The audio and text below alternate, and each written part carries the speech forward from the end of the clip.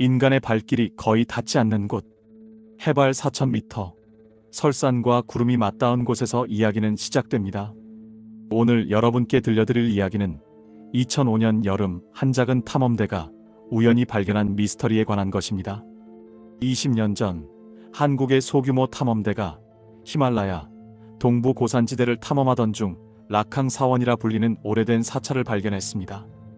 그곳에서 그들이 목격한 것은 특별한 아이를 돌보는 승려들의 모습이었습니다. 이곳 히말라야는 세계에서 가장 높은 산맥이자 가장 신비로운 곳 중 하나입니다.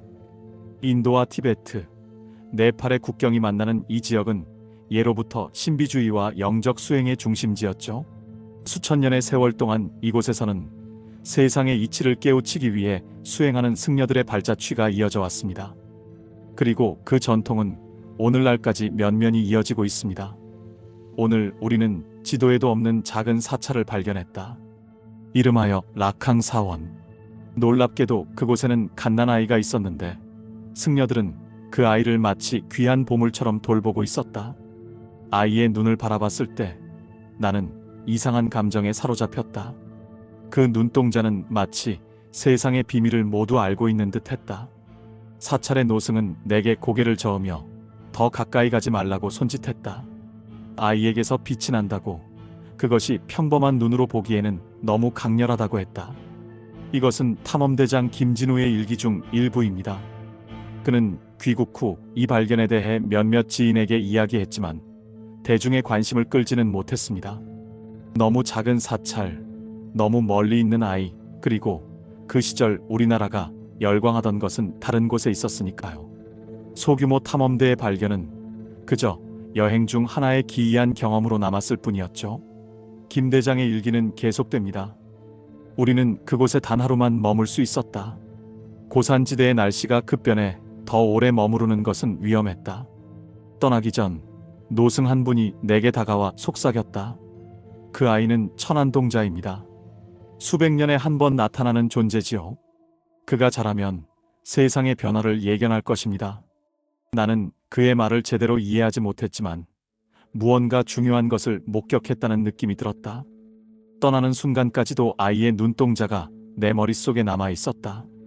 그렇게 라캉 사원과 그 신비로운 아이의 이야기는 20년 동안 잊혀졌습니다. 적어도 올해 초까지는 말이죠. 2025년 3월, 작년에 별세한 김진우 탐험대장의 아들 김민호 씨는 아버지의 유품을 정리하던 중 낡은 가죽 배낭 속에서 한 묶음의 일기와 사진을 발견했습니다. 아버지가 생전에 열정을 쏟았던 히말라야 탐험의 기록들이었죠. 그 중에서도 라캉 사원에 관한 내용이 민호 씨의 눈길을 사로잡았습니다. 아버지가 이런 경험을 했다니 믿기지 않았어요. 평소에도 히말라야 이야기를 자주 하셨지만 특별한 아이를 만났다는 이야기는 처음 들었거든요. 아마도 너무 비현실적이라 생각하셨는지 가족들에게는 말씀하지 않으셨던 것 같아요. 호기심에 이 자료들을 스캔해 SNS에 올린 김민호 씨는 전혀 예상치 못한 반응에 놀랐습니다. 히말라야의 신비한 아이, 라캉 사원의 비밀이란 해시태그와 함께 이 이야기는 순식간에 퍼져나갔죠. 특히 일부 불교 커뮤니티와 미스터리 관련 채널에서 이 이야기는 화제의 중심이 되었습니다. 특히 사람들의 이목을 끈 것은 일기에 적힌 청운이라는 이름이었습니다. 탐험대가 본 그 어린아이를 승려들이 부르던 이름이었죠. 일기에는 스님들이 아이를 부르는 명칭이 청운 같았다. 당시 한글인가 티베트어인가 정확히 알 수 없었지만 그 발음은 분명했다라고 적혀 있었습니다. 만약 그 아이가 아직 살아있다면 지금 나이가 약 20살 정도 되지 않을까? 청운이란 이름의 스님이 실제로 존재한다면 그가 보는 세상은 어떤 모습일까? 온라인 커뮤니티는 이런 호기심 어린 질문들로 가득 찼습니다. 특히 일부 영적 체험을 중시하는 커뮤니티에서는 천안동자라는 개념에 주목했습니다. 동양 전통에서 천안동자란 천부적인 영적 통찰력을 지닌 아이를 의미합니다. 일부 문헌에 따르면 이들은 과거와 미래를 볼 수 있는 능력을 지녔다고 전해집니다. 김진우 대장이 남긴 사진들도 화제를 모았습니다. 희미하게 찍힌 폴라로이드 사진 속에는 오래된 사찰의 모습과 함께 한 아기를 안고 있는 젊은 승려의 모습이 담겨 있었습니다.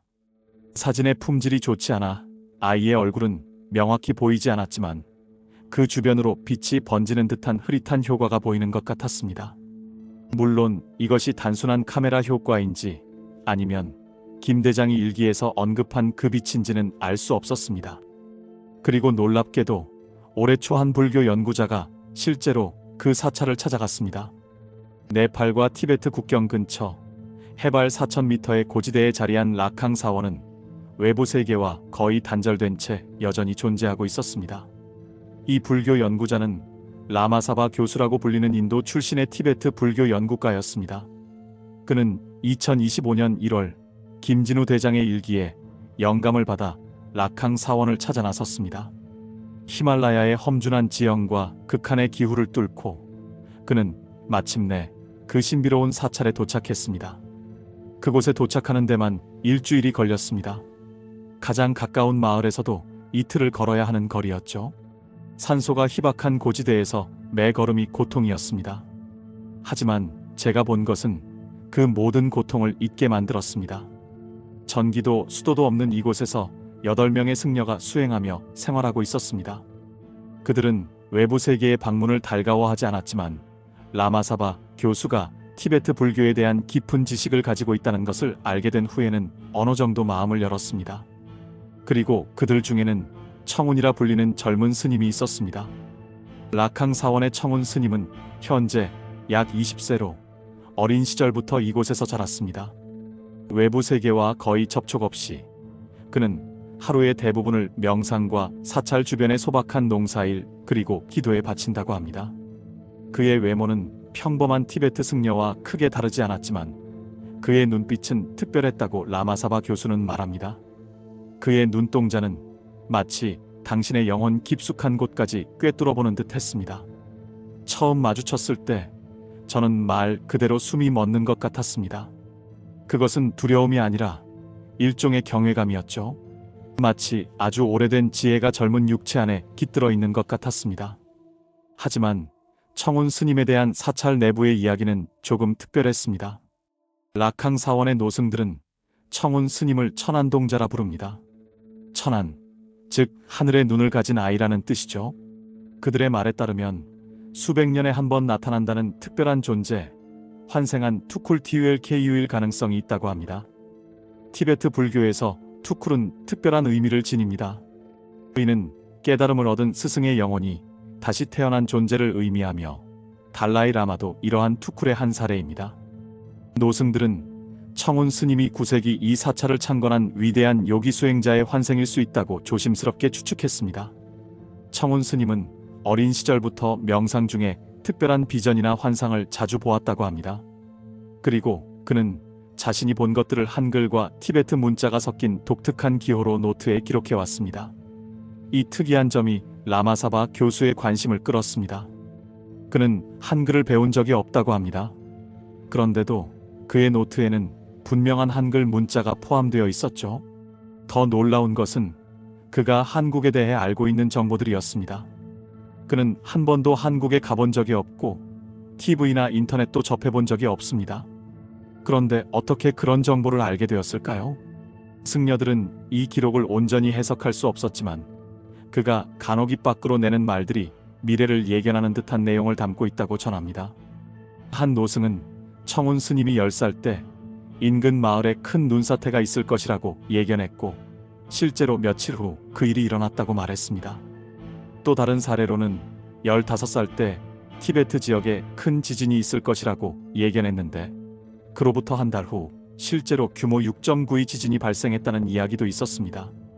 그러나 이러한 일화들은 모두 사찰 내부에서만 전해지던 이야기였고 외부 세계와 철저히 단절된 채 라캉 사원은 자신들의 방식대로 청운 스님을 보호하고 있었습니다.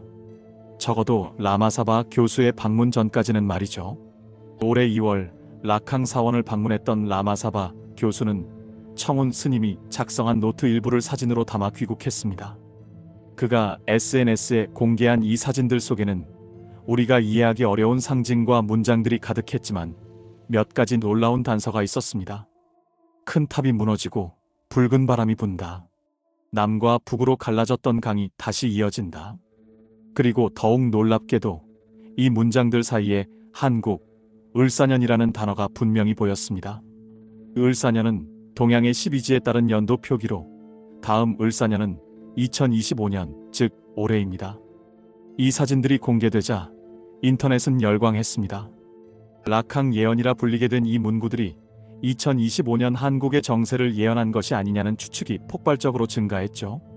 특히 우리나라가 최근 경험하고 있는 정치적, 사회적 불안과 맞물려 이 예언은 많은 사람들의 관심을 끌었습니다. 현재 한국은 첨예한 갈등의 시대를 지나고 있습니다. 정치적으로는 여러 진영이 대립하고 경제적으로는 불확실성이 증가하고 있으며 남북관계 역시 어느 때보다 복잡한 국면에 접어들었습니다. 이런 상황에서 탑이 무너진다는 예언은 많은 이들에게 현 권력 구조의 변화를, 남과 북으로 갈라졌던 강이 다시 이어진다는 문구는 남북관계의 급진전 가능성을 시사하는 것으로 받아들여졌습니다. 이러한 해석은 순식간에 SNS를 통해 확산되었고 각종 유튜브 채널과 팟캐스트에서 락항 예언을 분석하는 콘텐츠가 쏟아졌습니다. 심지어 일부 정치 논평가들까지 이 예언에 대해 언급하기 시작했죠. 우리는 이런 예언을 맹신해서는 안 됩니다. 하지만 동시에 이것이 완전히 우연의 일치라고 치부하기에는 너무 많은 구체적 언급들이 있습니다. 특히 한국과 을사년을 직접적으로 언급했다는 점은 주목할 만합니다. 청운 스님의 노트에서 발견된 더 많은 내용들이 번역되고 공개되었습니다. 라마사바 교수는 티베트어와 산스크리트어, 그리고 약간의 한국어 전문가의 도움을 받아 노트의 내용을 더 자세히 번역했습니다. 그중 일부를 소개하자면 다음과 같습니다. 탑이 부서지고 가장 높은 이가 쇠창살 너머로 사라질지니 백성은 두 갈래로 갈라져 등을 돌리리라. 가장 어두운 밤에 칼도 붓도 들지 않은 자가 광장에 서서 촛불을 밝히리라. 붉은 벽 너머의 형제가 돌아오고 한반도에 해 뜨는 길이 열리리라. 물을 삼킨 섬나라, 불에 타는 대륙, 그 사이의 땅이 흔들리지 않으리라. 이 예언에 대한 해석은 전문가마다 다양합니다. 종교학자 박상현 교수는 이러한 예언적 텍스트는 본질적으로 모호하고 다양한 해석이 가능하도록 구성되어 있다고 설명합니다. 역사적으로 보면 이런 예언들은 사후의 사건과 연결지어 해석되는 경우가 많았습니다. 우리는 조심스럽게 접근할 필요가 있습니다. 반면 티베트 불교 연구가 김도윤 박사는 다른 견해를 보입니다. 티베트 불교의 투쿨 전통에서 이러한 예견 능력은 실제로 존재한다고 믿어집니다. 과학적으로 증명하기는 어렵지만 수천 년 동안 이어진 이러한 전통을 단순히 미신이라고 치부할 수는 없습니다. 탑은 권력의 상징, 붉은 벽은 분단의 상징, 섬나라는 일본, 대륙은 중국을 의미한다는 데는 대체로 의견이 일치하지만 그 예언이 정확히 무엇을 의미하는지에 대해서는 여전히 논쟁 중입니다. 더욱 흥미로운 것은 청운 스님의 노트에 남북 통일과 관련된 더 구체적인 언급이 있다는 것입니다. 두 개의 반으로 나뉜 원이 다시 하나가 되고 강 위에 새로운 다리가 세워진다. 그러나 그것은 피 없는 변화가 아닐 것이다. 라는 구절이 발견되었는데 이는 남북 통일 과정에서의 혼란이나 갈등을 암시하는 것으로 해석되고 있습니다. 또한 동방의 작은 나라가 세계의 중심에 서게 된다. 그들의 문화와 정신이 어둠에 빠진 세상에 빛을 비추게 될 것이다. 라는 구절도 있어 한국의 국제적 위상 강화를 예견하는 것이 아니냐는 해석도 있습니다. 이렇게 청운 스님의 예언은 다양한 측면에서 한국의 미래와 관련된 내용을 담고 있는 것으로 보입니다. 그러나 정작 청운 스님 본인은 이 모든 소동에 대해 침묵을 지키고 있습니다. 락항 사원을 방문한 몇 안 되는 사람들에 따르면 그는 외부인과 거의 대화하지 않으며 간혹 필담으로 의사소통을 한다고 합니다. 청운 스님이 라마사바 교수에게 남긴 메모에는 이렇게 적혀 있었습니다. 이 비전이 무엇인지 저도 정확히 모릅니다. 나는 그저 명상 중 보이는 장면을 적을 뿐입니다. 때로는 그것이 너무 강렬해서 견디기 어렵습니다. 마치 시간의 벽이 허물어지고 과거와 미래가 동시에 눈앞에 펼쳐지는 것 같습니다. 나는 단지 그것을 기록하는 도구일 뿐입니다. 이 메모는 청운 스님이 자신의 능력을 어떻게 인식하고 있는지 보여주는 중요한 단서입니다. 그는 자신을 예언자나 선지자로 여기기보다는 단지 어떤 메시지를 전달하는 매개체로 인식하고 있는 것 같습니다. 이는 티베트 불교의 오랜 전통과도 일치합니다. 티베트 불교에서는 개인의 영적 통찰력이 우주적 지혜의 표현이라고 믿기 때문입니다. 사찰 내부에서도 청운 스님에 대한 견해는 다양합니다. 일부 노승들은 수백 년 만에 천안동자 출현이라며 경외심을 표하지만 또 다른 이들은 아직은 완전히 깨어나지 못했다고 말합니다. 이는 청운 스님의 능력이 아직 완전히 발현되지 않았다는 의미로 해석됩니다. 저희 사찰에서는 그를 특별하게 대하지만 동시에 한 사람의 인간으로서 존중합니다. 라캉 사원의 주지 스님인 텐진 라마는 이렇게 말했습니다. 그는 아직 젊고 자신의 역할과 능력을 완전히 이해하지 못할 수도 있습니다. 우리는 그저 그가 자신의 길을 찾도록 돕고 있을 뿐입니다. 중요한 것은 사찰 내에서조차 청운 스님의 예언을 절대적인 진리로 받아들이지는 않는다는 점입니다.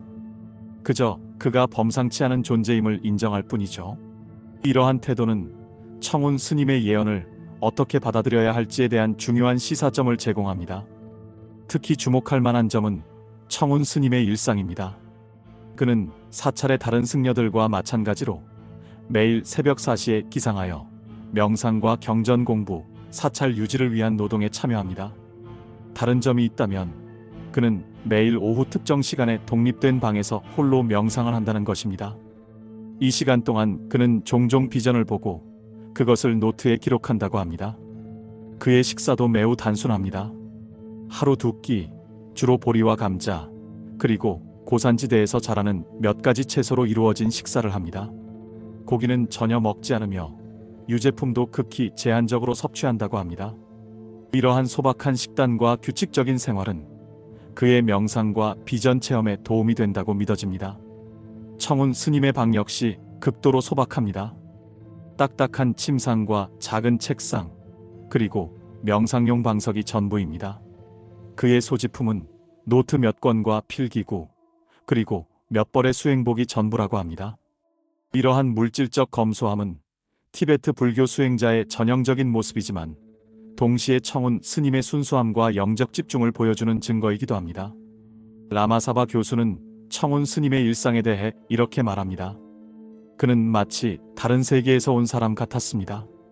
현대 문명의 어떤 편리함도 경험해보지 못했지만 오히려 그것이 그의 영적 순수함을 보존하는 데 도움이 된 것 같습니다. 그의 눈에는 세상을 바라보는 맑은 통찰력이 담겨 있었습니다. 청운 스님의 외모 역시 독특합니다.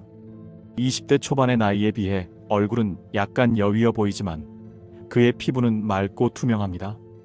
검은 머리카락은 짧게 깎았으며 그의 눈동자는 깊고 선명한 갈색입니다. 그러나 가장 인상적인 것은 그의 표정입니다. 대부분의 시간 동안 그는 평온하고 고요한 표정을 유지하지만 간혹 무언가에 깊이 생각할 때는 그의 눈빛이 마치 불꽃처럼 빛난다고 합니다. 그가 명상 중 비전을 볼 때는 몸 전체가 약간 떨립니다. 그리고 눈을 뜰 때는 마치 다른 세계에서 돌아온 것처럼 잠시 방향 감각을 잃은 듯 보입니다. 라캉 사원의 한 젊은 승려는 이렇게 말했습니다. 저희는 그 시간에 그를 방해하지 않습니다. 그가 본 것을 기록할 시간이 필요하니까요. 청운 스님의 이야기가 세상에 알려지면서 많은 이들이 라캉 사원을 찾아가려는 시도를 했습니다. 그러나 이 사찰에 도달하는 것은 결코 쉬운 일이 아닙니다. 가장 가까운 마을에서도 험준한 산길을 이틀 이상 걸어야 하며 산소가 희박한 고지대에서의 이동은 전문 등반가에게도 도전적인 과제입니다.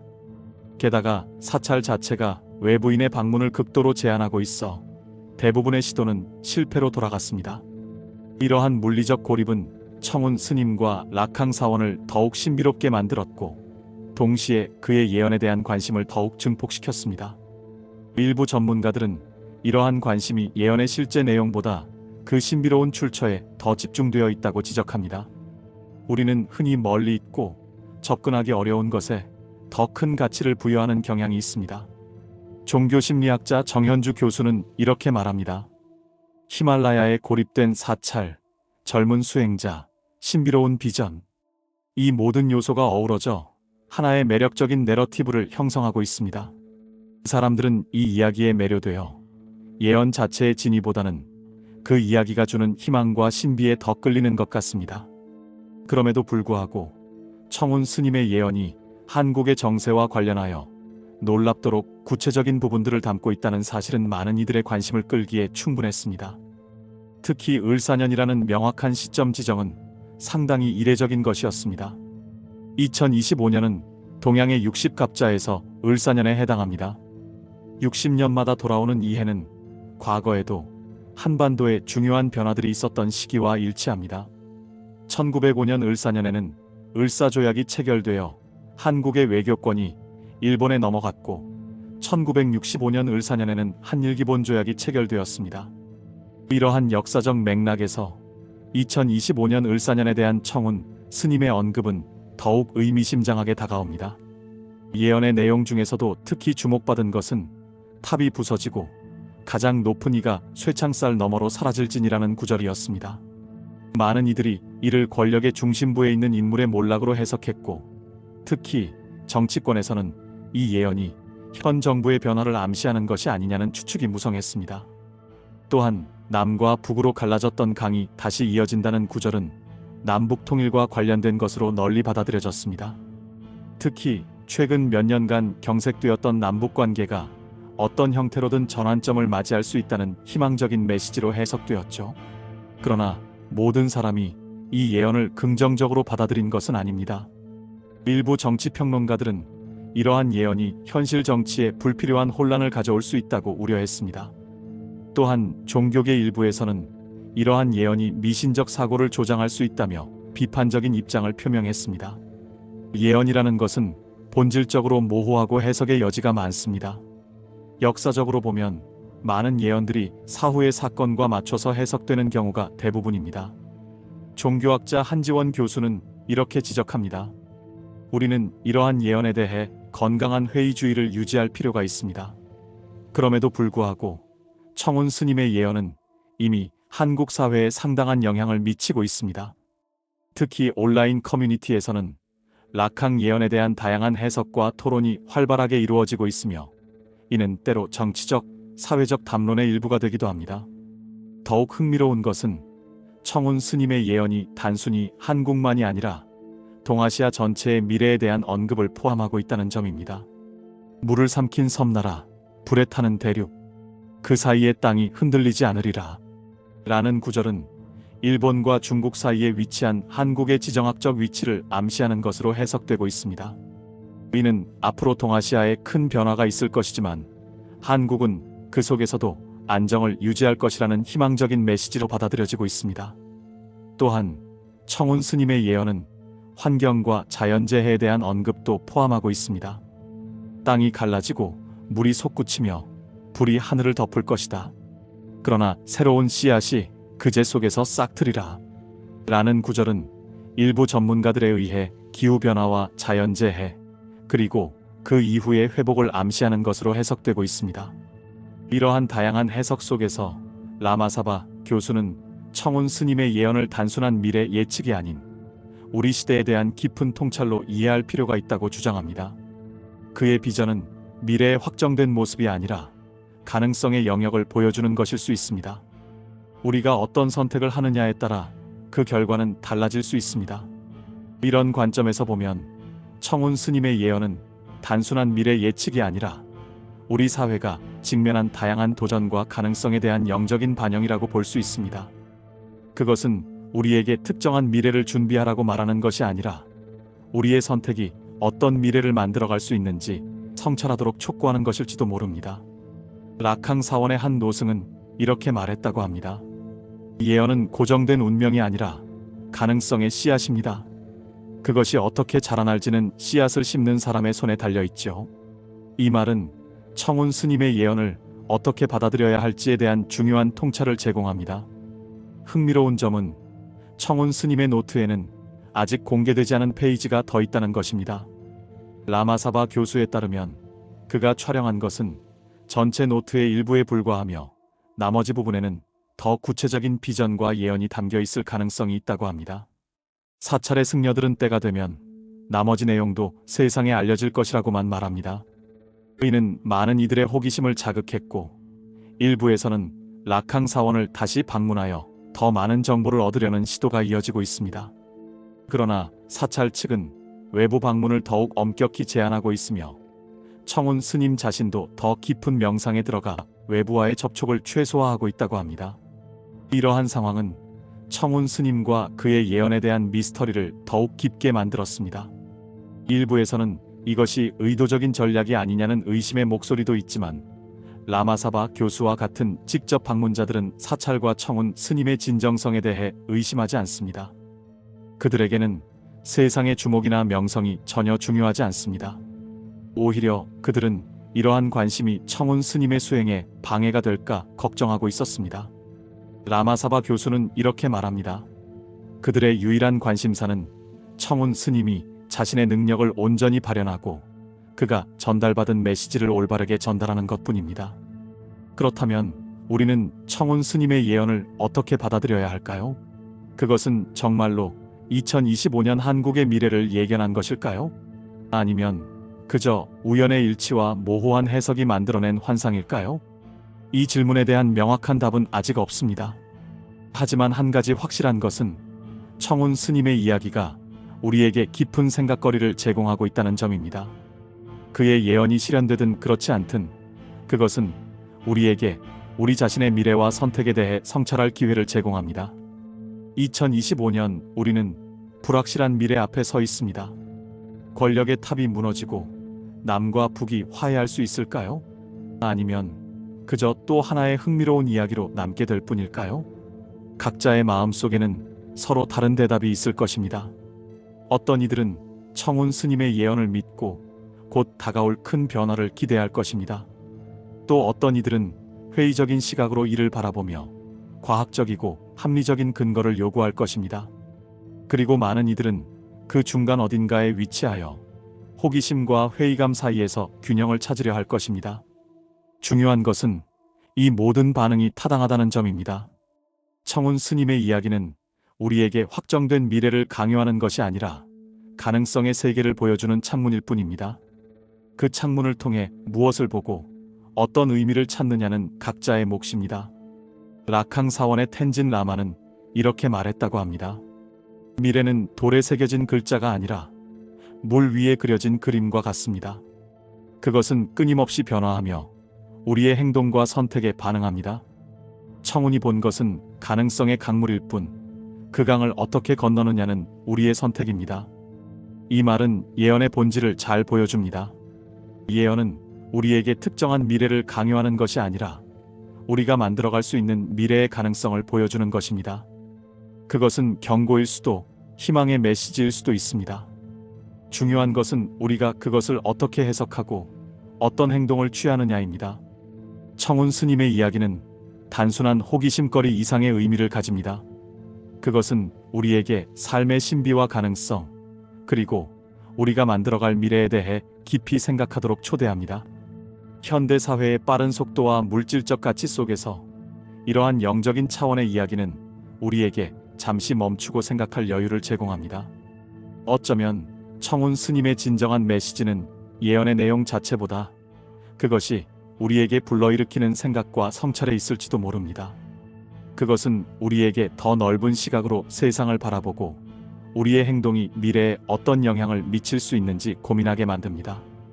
2025년이 지나가면 우리는 청운 스님의 예언이 얼마나 정확했는지 평가할 수 있을 것입니다. 그러나 그보다 더 중요한 것은 그의 이야기가 우리에게 어떤 영감을 주었는지, 그리고 우리가 그것을 통해 어떤 교훈을 얻었는지일 것입니다. 히말라야의 깊은 산속 락항 사원에서 청운 스님은 여전히 자신의 비전을 기록하고 있습니다. 세상의 관심과 소동에 아랑곳하지 않고 그는 자신의 내면에서 보는 이미지와 메시지를 충실히 기록합니다. 그의 눈에 비친 세계는 우리가 일상에서 경험하는 현실과는 다를지도 모릅니다. 하지만 그것은 또 다른 차원의 진실을 담고 있을 수 있습니다.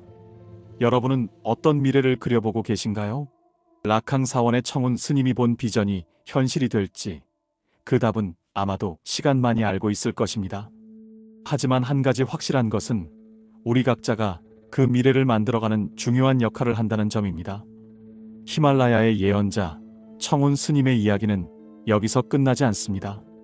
그의 비전이 더 많이 세상에 알려지고 그 의미가 더 깊이 이해되면서 이 이야기는 계속해서 발전해 나갈 것입니다.